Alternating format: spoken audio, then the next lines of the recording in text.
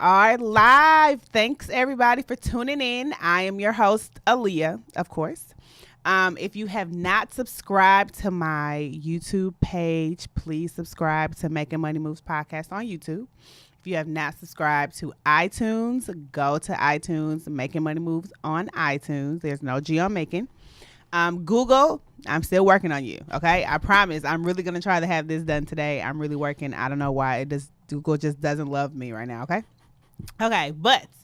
So, last week, for the last 2 weeks, I have been talking about artificial intelligence. Okay. I've told you the stocks to look into for artificial intelligence. We talked about what it was for those that did not tune in last week or have not tuned in that do not know what it is. Artificial intelligence is basically a robot that they have put into a lot of the programs and things that you use, as far as Amazon, when it starts to give you suggestions for what you want to buy. Like if you put something in the cart, it gives you other suggestions, recommendations. That is artificial intelligence. It is booming right now. For those of you who've been following for like the last year or so, it has been making more money. People are trying to figure out different ways to get involved or different ways to invest. So I did give you 10 stocks to look into that I think that you should invest in, or you should at least consider and look into them. I did tell you I would tell you the ones that I've invested in. You know that I'm frugal, so I haven't put my money in them yet, but I do know which ones I'm going to look at. And two of them, one of them is Amazon, the other is Google. The other one on there is, I can't think of the name of it, but when I do want the three, I'll tell you the three that I have. Once I have narrowed the third one down, I'll give you those, so then you kind of know what I'm doing. But I do think that is something that you should look into. If you have not already looked into artificial intelligence, that is something that you want to look into. It is in everything you do with smart cars. They're driving themselves. They're cars that can parallel park themselves. I know a lot of you cannot parallel park. Okay, I can parallel park on one side and not the other for some reason. But I did great when I took my driver's test. Hands down. They just said that I speed sometimes. But, I got a heavy foot. But anyway, so that is what we had for me last week. I talked about artificial intelligence. Our guest, Donald, thanks for coming on again, who was our cancer survivor. He and the fitness owner, he talked about the fitness part of it for working out. If you're trying to gain weight, it's not just about the bad food that you have. It's not like going to McDonald's and Chick-fil-A all the time. It's more of good carbs that you eat outside of lifting heavier, and your calorie intake is more. So that was, a little summary from last week. If you had any questions about any of the stocks or anything that was going on, just let me know.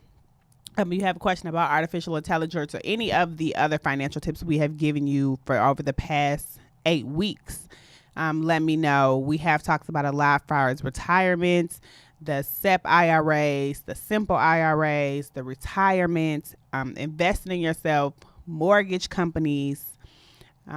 We talked about, mortgage companies and doing maybe a 15% 15-year instead of 30-year mortgage. So any questions about anything, just let me know. Okay.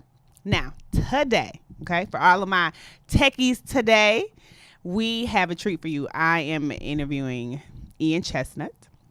He is a USC graduate. Go Trojans. He is the owner of IVC Productions. He sits on the board of a nonprofit. He's been in business 18 plus years. He works with his wife works with him, for all those people. I'm gonna get into that later about working with your significant other. This is so funny that this has come around again. But anyway, we'll get into that later. But let me introduce Ian, and then I'll let Ian talk about his companies, and we will get into it. Hello, Ian. How are we doing? Great to be here. Thank you for the invite. I appreciate it. I'm looking forward to a wonderful conversation. Yeah. So Ian, also he's all tech. Okay, web design, securities. His website. So if you can go to his website that we are about to pull up, and you will be able to see all of everything he does. He goes through it. The pricing is even on there. So a lot of people I know don't put prices. They say, get back with us. But I'll let Ian talk to you about his company, and then we'll get into this good old interview. Sure. Okay. So again, thank you for having me here. No problem. My current company is IVC Productions, Okay. LLC, and we are a website design and development firm. We work with nonprofits, we work with small businesses, individuals, celebrities, athletes, in taking their vision and their idea and their dream and creating a website for them. And so whether that is a informational website, a one-pager informational site, who we are, what we do, what we sell, or if it's a more complex website where they're doing e-commerce, where they're selling stuff, where they're taking reservations, where they're taking payments, we do all of that. So depending on exactly what the client needs, we sit down, consult with them, figure it out, and then come up with the best solution that will fit their needs and fit their budget. Okay. So let me give y'all a little information about this web design, because, I do some research before you come on. So the web design industry is a $34 billion industry. I've been giving y'all these last couple of weeks, I've been giving these $1 billion industries. And then we wonder why we don't have, why our streets are raggedy in Houston. But anyway, that's another story. I don't understand. But anyway, a $34 billion industry is what is what the web design is the web design industry. It also has an annual growth of 6.1%. Okay, which means every year they are getting bigger, and it's been very consistent with what with the growth that it has. It has 34 million user developers from amateur to professionals. So it just kind of depends on what you're looking for, who can do what. His company does do a lot. I will be working with him, so you guys will see a new Calbert's tax service and Calbert's weddings and events websites.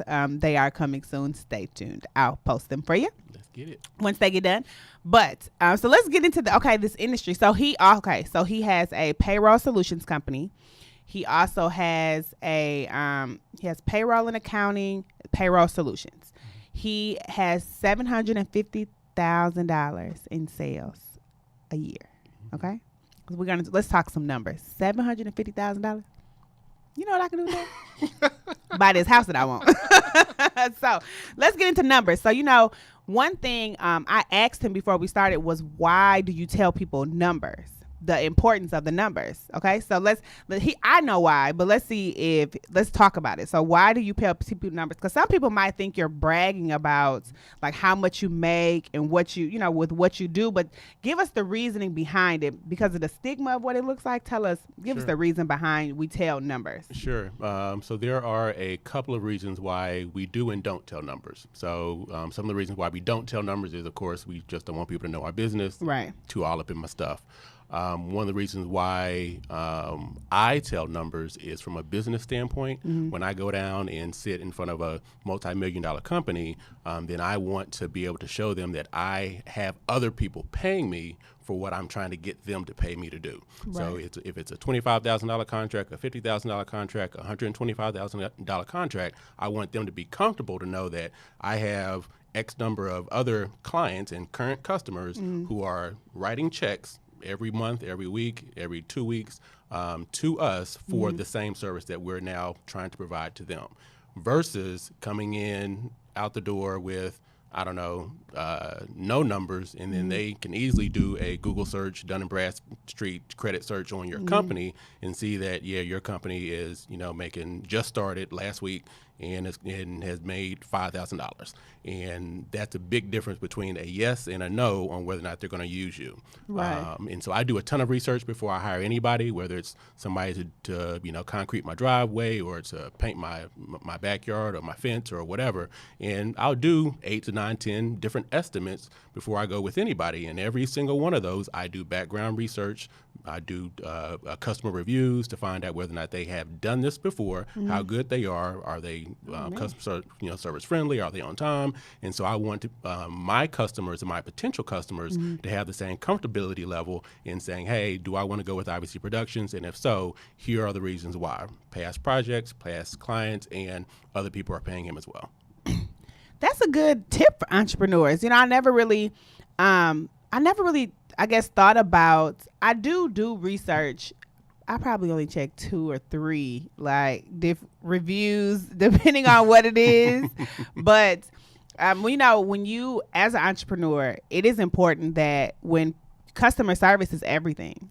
Like, it doesn't make a difference what you do. Customer service is everything. I will not go back to a restaurant because of customer service. Even if the food was good, I would not go back to a restaurant because of customer service. I will not go into this. The reason, this true story. So I went to buy my first pair of Louboutins. Okay. I went into Saks. The people in Saks were rude. They didn't speak. I think I might have just said, you had on some workout clothes. I went in to go buy a pair of shoes. They didn't speak. They didn't say anything. They just looked at me. And then the lady was like, are you here to buy something? Mm. And I left, right? I left, went to Neiman's, bought my shoes, came back, walked through, waved, and kept going. I didn't shop in Saks for the next 7 years. Wow. Did not shop in Saks the next 7 years. I went back to Saks within the last couple of months because of something they had. And I told the people in Saks the reason why I have not come back to, and I wouldn't have went back if it wasn't because of they had this one item and nobody else had it.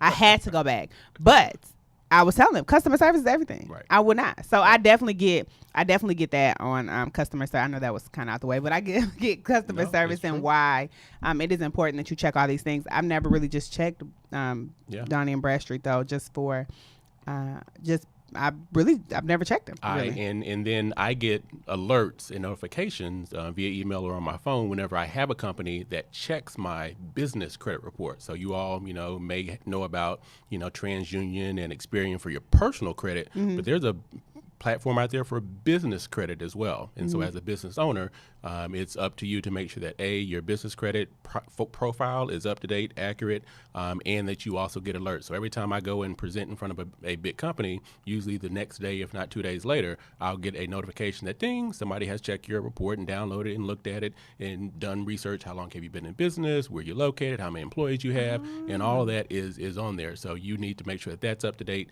and that you stay on top of your reviews as well. So almost like the Better Business Bureau. Yeah. There's something that's specific to your credit report for your business. Oh, I might need to check mine. Check it, girl. I might need to go on there. Okay, so sheesh, I never, all these things you learn when I interview people. I need to go on there and check mine to make sure it's okay. Because I literally just got. I've been in business now 7 years on my own. 7 years, 8 years, one of the two. And I literally probably last year because of Harvey just got a business credit card. Did not have one prior. Yep. In my business, I was just like, I felt like I didn't need one. Right. But that is very interesting that you got to look and be like, oh, you haven't been in business a year? No, I've been here 7. But okay. Anyway, that's neither here nor there. Learn something else. I'll go back and check that. Okay. and that's also true if you go and get and apply for a business loan. So let's say you want to expand and buy 2 office suites and you need $10,000, $50,000, $150,000 to do it. You go to the bank, you give them your EIN number, they will pull up your business credit report to see your background, your information, in addition to your personal. They're going to pull up your personal as well too, but they'll pull up both. I never really. Well, I knew that about because when they put for but that was the first credit card too. So for the business, so they had to go off my personal. Good thing my personal is A1 now. Oh, right. A1, yes, I got A1 that plus together. Plus. Get it. I got that together. Okay, so give us website. So why should we come to you? Okay, so wait, I know we got a little off track. We're talking about numbers, and one of the important things that he mentioned to me about, the reason he gives numbers outside of the different contracts is, when you go, if you ever watch Shark Tank, when you go on Shark Tank, they always ask, one of the first questions they always ask is, what are the sales? Like, how much have you sold already? Or what are the numbers? What are your projections? And if you don't have these numbers to them, they're not serious and are automatically going to say you're out. Correct. And they're out. Correct. So any episode of Shark Tank, unless it's an amazing, earth-shattering, NASA-ish, SpaceX type of idea, where you have not had any sales, they're going to ask you your sales numbers, how many years you've been in business, and then do their own little calculation. And based off of that, make a determination on whether or not that's a viable product. Any product service that has under, I'll say $100,000, they're probably going to deny. If you have a product or service that you have made revenue-wise more than $100,000, then you have a higher probability that they're going to be able to write you a check to make it worth their while. So from an investment standpoint, If you're trying to grow your business to get investors, then it's important for you to know your numbers. You may not tell everybody, but whenever you are in front of the people that matter, you'll have numbers to actually be able to share with them. Okay. So guys, that means we need to get some stuff together, right? I know. Okay. So you have the web design, and you also have and you do security, right? Correct. Securities. Tell us what the security part is, because I'm not sure if people really know what it is. A lot of people are not tech savvy. So give us a little bit about the security. So we do cybersecurity. And so cybersecurity is anytime somebody goes to your website and they want to make a transaction. So if they are paying via credit card, then that little green lock in the top left hand of your browser that says that your site is secure is something that your customers are looking to see. If they come to a site that's asking for a credit card and it doesn't have that green lock, then they're hopefully smart enough to know not to put their credit card information in there. And for you out there that are shopping online at random sites, make sure that it has that green lock on there so that you know that that transaction and that transmission of you keying in your credit card information to that website is encrypted and secure, and outside prying eyes can't see it. So that's number one. Real basic part of it. There are a ton, and actually right now Google penalizes websites that don't have that green lock on it. So they're really trying to get almost every website out there to have a encrypted SSL certificate on their website. So that's important. So that's one reason. Okay.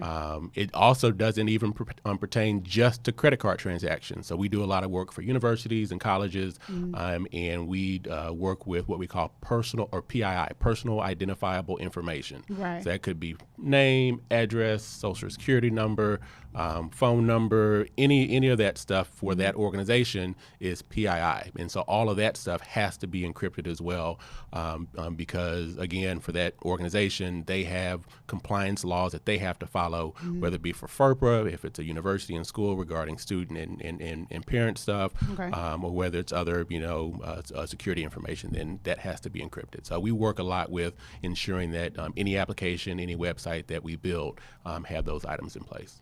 I never thought about the little green thing in the corner, and I just bought some stuff yesterday for my for the bridal extravaganza for those that are getting married. Cowboys, weddings, and events will be there. But anyway, and I never even thought about that. So even when I saw that on I was like, what is that? So I was like, what is that? But that's good to know. So I see a lot of stuff that has like a link through PayPal. Right. So if it has something to PayPal, I just always go through PayPal, because I feel like PayPal always give you money back a little more secure than someone's website. But I never thought about, I've never even paid attention or looked to the little green thing in the corner to see if that's you see it has secure. I never even bam, it's there. I never even thought about it. Yeah. That's funny. Never thought about it. Okay, so you also are on the board. So you do a lot obviously with the SSL. You also do, I don't want to say GoFundMe, like Sassy, like I can't think of what is the name of, like the fundraising when you help different nonprofits with fundraising. So tell me how that works. I know you're on the board of Icon organization, women's organization, nonprofit, excuse me.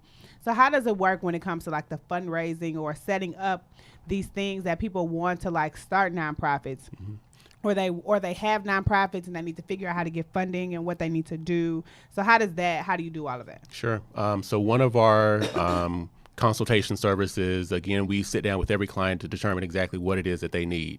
And so when we sit down with nonprofits, and if their need is to be able to raise funds for events and activities that they're trying to do, then we try to make it a point to give them the best tools possible.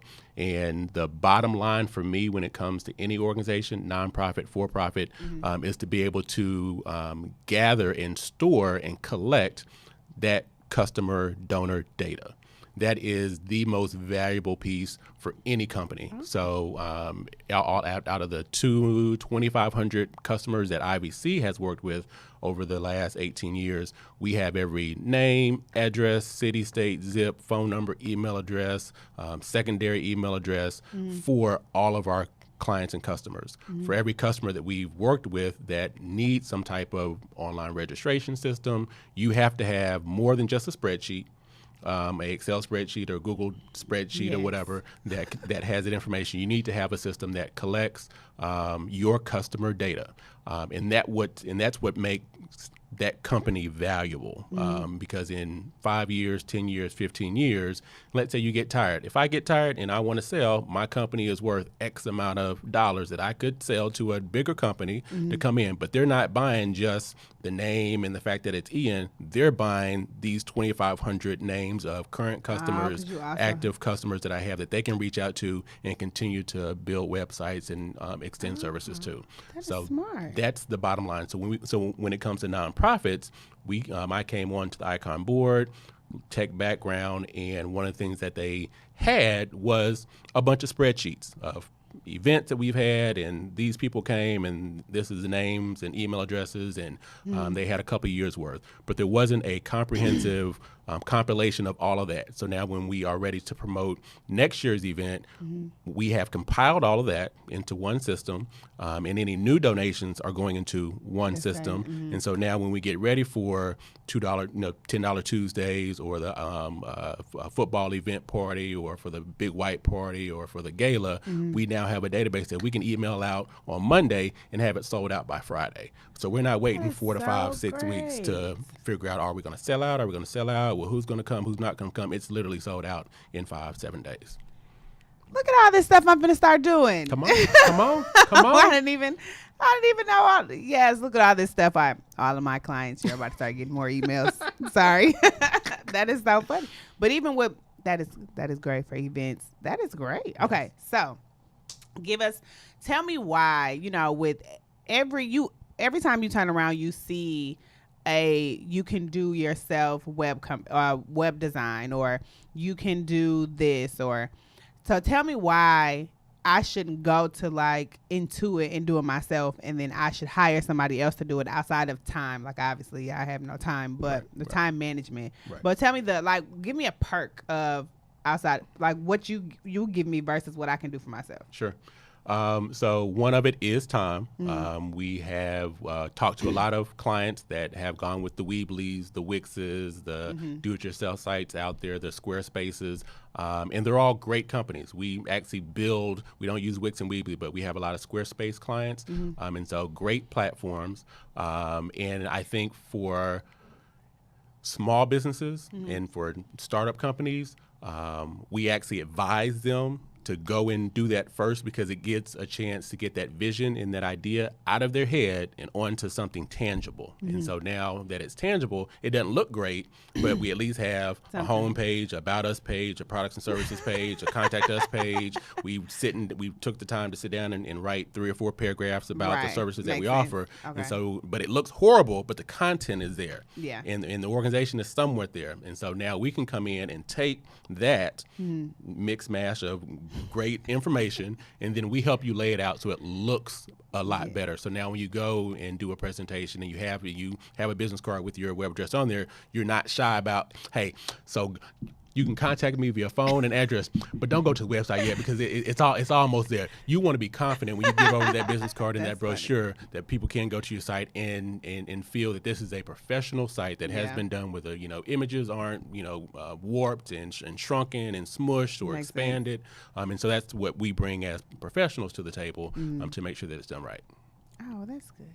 So part of that, is investing in yourself. Right? You got to invest in yourself. You have to be able to, I've talked about investing in yourself and building wealth. So part of investing in yourself is these websites, your business cards, your logos. You also do logos. Correct. All of that is part of your brand. So if you want your brand to stand out, if you want your brand to look like something, getting a professional, sometimes it comes down to money. I'm not sure, I did look at his prices, which they're not bad, because I have paid that for a website, one of my websites. But you also need you get the customer service behind his, with what he does. So that's obviously why, as frugal as I am, I have went to him to get some stuff done. We all know this about me. So that is so funny. But, okay, so you've been married. Okay, so get into this personal life. You've been married 18 years. You went to USC. I did. Your wife works with you. No. She does not work with you? She's not the secretary? No. Oh, I lied to y'all a long time ago at the beginning of this show. I lied. You try to get me in trouble. I'm sorry. No. So my assistant is Victoria, and so she's my niece. Niece. Correct. Okay. And so she's been with me for about 4 years. Okay. And so my wife is actually a physician, so she's a doctor through Baylor College of Medicine. Okay. And so she's been in the game. We went to high school together. I saw that, high school sweetheart. She's been working since 2008, so like the last 10 years with Baylor College of Medicine. So she's a physician through them. Sorry, doctor. But it's still family, though, Sorry, that, Dr. that, Chestnut. that I work with. Sorry, doctor. I was trying to text you, girl. I was like, I was trying to text you, but you didn't get your text message. Sorry, doctor. It's just these guys. I apologize for everybody that knows him. I'm sorry. I'm sorry, guys. I just saw the name. I was like, oh, they work together. And that's funny because I just had a conversation with some other people, and I was like, I wouldn't want to work with my spouse. Right. Like, I got to look at you every day, all day at work, and then all day at home. Like, who wants to do that? Like, I get tired of you. Would you go somewhere? I need a break. That's funny. So I was like, oh, they work. Totally agree. I lied, y'all. I lied in the beginning. I'm sorry. I apologize. I know. I'm sorry. Okay. Didn't mean to. Okay. Now let's. Okay. Oh, we only got a couple. Okay. So financially, we always give a financial tip at the end. Give me your whatever financial tip you have for anybody, some jewel you can drop that, have people that everyone always leaves us thinking like, oh, so yeah, give us some financial jewel or entrepreneur jewel or website jewel that you want to drop for us. So I wrote a couple of them down just for that small business, aspiring entrepreneur. Number one is know your purpose. Okay. So know why you're doing it. Okay. Both the small business as well as the saving and investment. Like, what is it? Short term, long term, a car, apartment rent, food, clothes, or if it's something long term, retirement, kids, college fund. Know your purpose as to why you're doing it. So because that will be what you'll use to help motivate you to get up at 4:30 in the morning to want to do it every day. In terms of a jewel.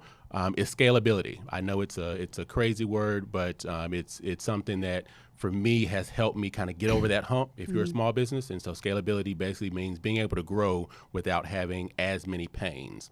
So if I were to come to you and say, hey, I have 250 people that want a wedding plan for the month of August or September. Right. Would you lose your mind like, I can't do it? Or would you say, yeah, I can do it. We're scalable and I have my subcontractors on call. I have my companies on call. I have whoever, my caterers to come in and be able to help me serve those 250. So having systems in place that you can take on large amounts of clients really quickly without losing your mind.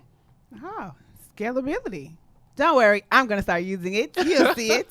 Oh, but okay. So I know we got to get out of here, so I'm running out of time. Before I give you mine, he mentioned, waking up at 4:30 in the morning.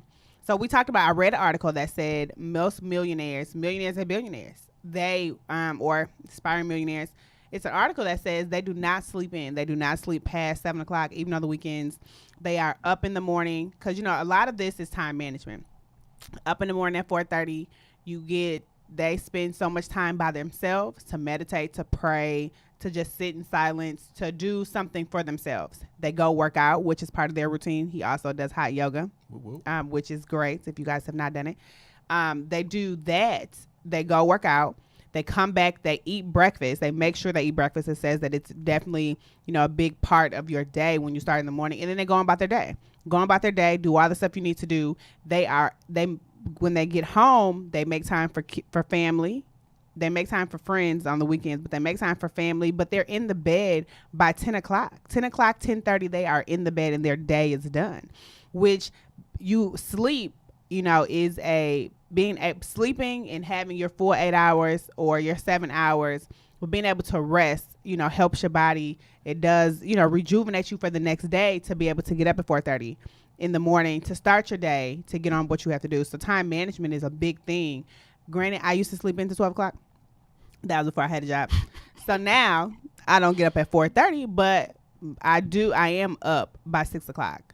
Maybe not by design all the time, but I'm still up. Okay. And I start my day. I might not move, but I start my day. But anyway, my financial tip for today, is it's going to be about credit and financial financial planning, but really more or less about credit. Credit is a big is worth more than money. Okay, for some of those that do not understand when I say that credit is worth more than money. When I went to buy my first truck before I moved to Texas, which was almost 10 years ago.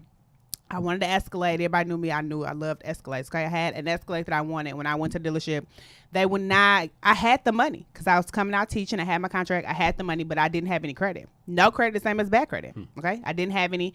I needed a cosigner. I couldn't get the truck. Thank God I didn't get the truck. You know, different things happened once I got here. After a year or so, Lord, it would have been rough. But credit is worth more than money. Like it really works. I can't put that in your mind enough that it's worth more than money. You can get anything with credit. You can have no money and have a 800 credit score, and they will give it to you because they feel like because of your credit, you are worth it. You can you're worth to invest in because of your credit. It's worth so much more than money. I know so many people that have so much money, no credit, and they need a cosigner. I can't cosign for you. I can't do it because your history doesn't show me on paper that you will be able to pay this back and you will do this. So for those people that are like cash king, cash is everything, I understand that. But even if you go get a store credit card, even if you get a secured credit card and put money on that so it at least looks for your paper, it looks like you are paying stuff on time with a secured credit card because you can't spend more than what you have, kind of like a debit card, but it's a credit card. So it goes to the credit bureau, it gets reported. That is something you need to look into. If you need help with your credit, Calvert's Tax Service does do credit repair. You can call me, you can inbox me, DM me, and we can help. But credit is what I would give you this week for my tip. Woo. Thank you, Ian, for coming in today. Sorry again, doctor. I'm sorry. Sorry, Victoria, the niece. I'm sorry. But Ian, thank you for coming in today to talk to us about web design and about the tech world and about these things that you have given us. So many things I didn't know that I will start doing now. I thank you for coming in and being my money maker for this week. Woo. I will see you all again next week. Please make sure you tune in every week, every Tuesday at 11 a.m. Tune in Central Time, 12 o'clock Eastern Time. Tune in to iTunes, Making Money Moves. Subscribe to iTunes. Subscribe to YouTube. Google is on the way. We're on SoundCloud. We're on iHearts. Thank you for coming, and goodbye.